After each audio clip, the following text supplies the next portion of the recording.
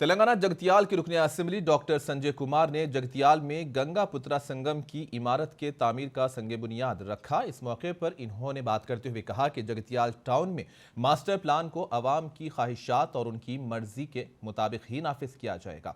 इन्होंने अवाम पर जोर दिया कि वो झूठे प्रोपेगेंडों पर यकीन न करें। डॉक्टर संजय कुमार ने कहा कि जगतियाल का मास्टर प्लान साबिका हुक्मरानों की अदम तवज्जुही की वजह से ताअत्तुल का शिकार हो गया।